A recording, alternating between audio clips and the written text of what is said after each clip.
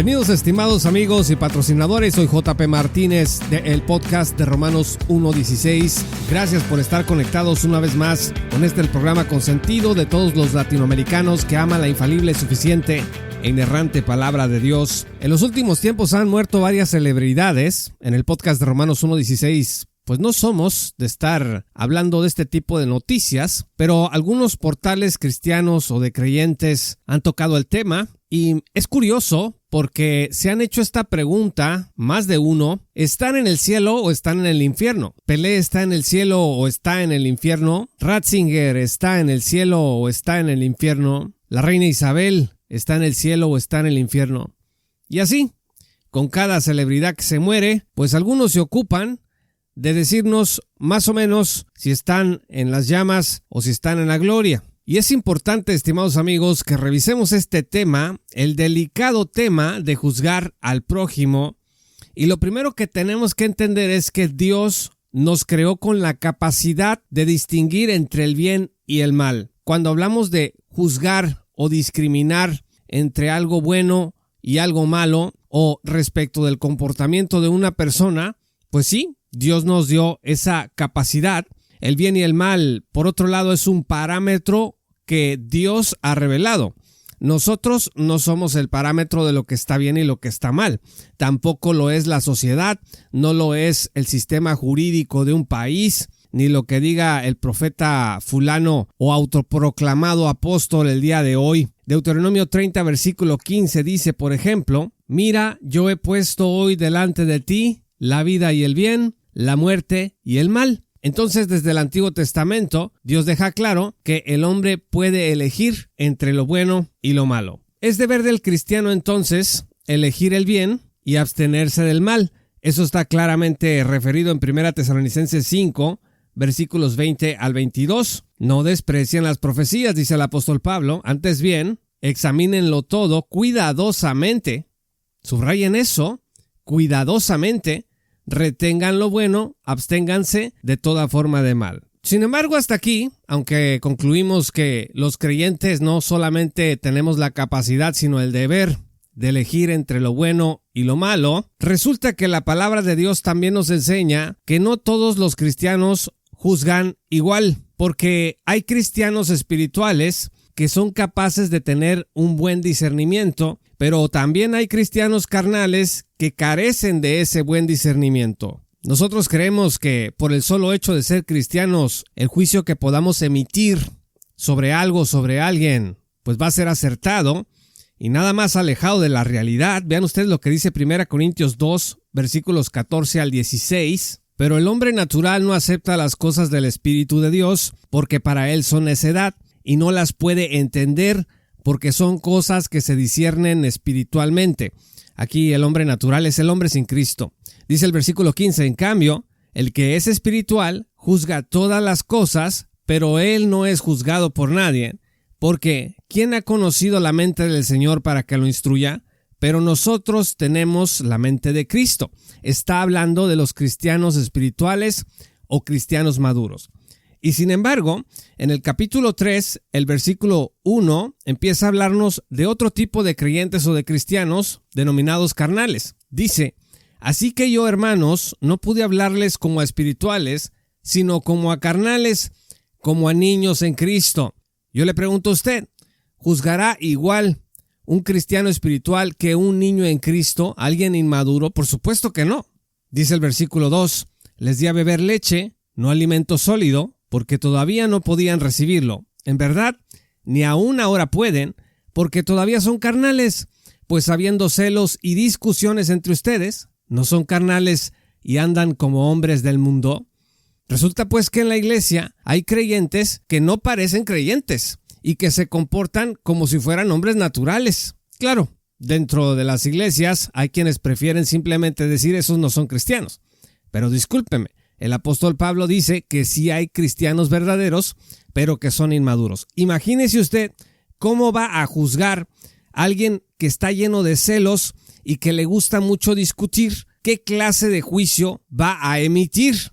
Pues uno totalmente equivocado, uno bastante corrupto. ¿Qué decía Jesús acerca de juzgar Bueno, en Juan 7, versículo 24, Jesús ordenó que nosotros juzgáramos con recto juicio, espiritualmente. No juzguen por la apariencia, decía el Señor, sino juzguen con justo juicio. Pero también el Señor Jesús ordenó que hay un tipo de juicio que no debemos de emitir y que es el juicio que está reservado únicamente para Dios, porque Dios no tiene que voltear a verse a sí mismo para sacarse ninguna viga de su ojo cuando juzga al mundo. Nosotros sí. Por eso en Mateo 7, versículos 1 al 6, dice el Señor: no juzguen para que no sean juzgados, porque con el juicio con que ustedes juzguen serán juzgados, y con la medida con que midan se les medirá. Porque miras la mota que está en el ojo de tu hermano y no te das cuenta de la viga que está en tu propio ojo.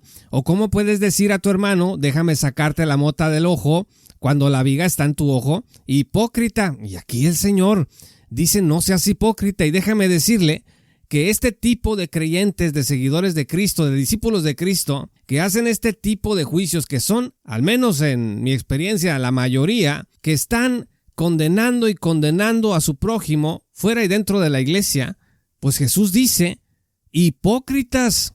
Esas son palabras fuertísimas de parte del Señor Jesús. Dice: saca primero la viga de tu ojo y entonces verás con claridad para sacar la mota del ojo de tu hermano. Entonces vean ustedes cómo el Señor Jesús no prohíbe, sino que exige que haya un recto juicio, pero por otro lado dice: ten cuidado con la hipocresía y con andarte poniendo en el lugar de Dios como si fueses perfecto, sin ver que tú mismo puedes estar siendo presa de aquello que estás criticando en otra persona. Todo esto, estimados amigos, indica que nuestra capacidad y habilidad para juzgar no es ilimitada. Discúlpeme si lo bajé de la nube en que andaba, como dice la canción popular mexicana, pero nuestra capacidad para juzgar no está libre de corrupción. Por ejemplo, sabemos acerca del corazón de Lot por 2 de Pedro 2, versículos 7 al 8. Vean ustedes cómo el apóstol Pedro habla de este hombre. Dice: además rescató al justo Lot. Aquí lo califica como justo, abrumado por la conducta sensual de hombres libertinos. Eso dice que Lot estaba experimentando en Sodoma. Dice que estaba abrumado por la conducta sensual de hombres libertinos, porque ese justo, lo repite, por lo que veía y oía mientras vivía entre ellos, diariamente sentía su alma justa atormentada por las iniquidades de ellos. Bueno, pues esto que el apóstol Pedro asegura, pues no es tan evidente cuando leemos Génesis 19, en donde se lee que no fue por la justicia de Lot, sino por la compasión de Dios que fue rescatado él y algunos de sus familiares. Entonces, dense cuenta que lo que los ojos de Dios ven no es necesariamente lo que ven los ojos de los hombres. Y en el caso de Pedro, cuando habla de lo que había en el corazón de Lot, eso lo descubrimos cuando leemos sus cartas. ¿Y cómo lo sabe Pedro? Porque él recibió revelación de parte de Dios como apóstol de Jesucristo. Entonces, estimados amigos, los cristianos espirituales son capaces de juzgar rectamente varias cosas. Número 1, son capaces de juzgar una doctrina como sana y distinguirla de una doctrina herética. Número 2, son capaces de juzgar a un maestro como falso o como verdadero de acuerdo con la manera en la que enseña, con su forma de vida, subraye eso, y con su doctrina. Número 3, el cristiano espiritual puede juzgar su propia vida si está en un ascenso o en un descenso en la santidad. Y número 4, el cristiano espiritual puede juzgar lo que agrada a Dios y lo que no le agrada. Pero hay casos en donde el cristiano, por muy espiritual que sea, no está calificado para juzgar. Por ejemplo, no puede juzgar cuándo será el arrebatamiento de la iglesia. Tampoco puede juzgar exactamente, y esta es la palabra clave, exactamente cómo debe de vivir su vida otro creyente. Por ejemplo, en qué debe de trabajar, con quién debe de casarse, qué debe de estudiar, a qué iglesia debe de ir, cómo debe de vestirse. Aunque, insisto, el mundo está lleno de cristianos carnales que creen que pueden emitir juicios de esta naturaleza. Por supuesto que en la Biblia encontramos principios de modestia, principio del esfuerzo en el trabajo, el principio de la comunión entre creyentes, pero eso es diferente a que yo me esté calificando con la autoridad de Dios para decirle a otro exactamente cómo debe de llevar su vida. Tampoco un cristiano, por muy espiritual que sea, está calificado para juzgar quién está en el infierno y quién no está allí. Y esto a colación de lo que empezamos diciendo en este programa, tampoco está calificado para decir quién es salvo y quién no lo es, con excepción de sí mismo. En conclusión, todo juicio que emitimos es un juicio imperfecto. Que nos quede claro esto nos va a ayudar mucho en nuestra propia vida. Por muy necesario que sea, no debemos de ocupar el lugar de Dios en la vida de otra persona. Usted y yo no somos Dios. Usted y yo, por mucho discernimiento que podamos tener, no podemos, hay áreas en las que no podemos acceder y que solamente Dios conoce en la vida de otra persona.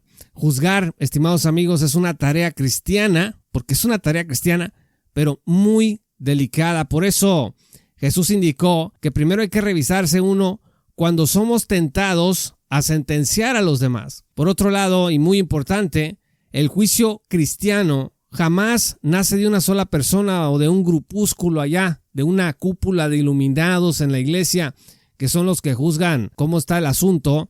Pues no, el juicio cristiano es una actividad que se da en comunidad. Por eso, en los procesos de disciplina de la iglesia, en Mateo 18, versículos 17 al 20, Jesús decía, díselo a tu hermano, y luego trae un testigo, y luego díselo a la iglesia. ¿Por qué? Porque hay que involucrar a la iglesia, hay que involucrar a la comunidad de alguna manera, gradualmente, porque si usted y yo nos vamos a limitar a emitir el juicio y la crítica y la condenación sobre otra persona, sin rendirle cuentas, sino al puro tribunal de nuestra conciencia, pues nadie se va a salvar. Usted puede estar totalmente seguro de que alguien está bajo condenación y puede estar equivocado, muy pero muy equivocado.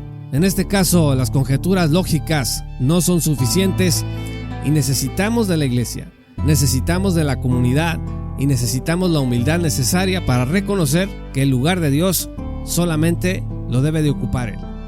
Muchas gracias, estimados amigos y patrocinadores, por escuchar este programa.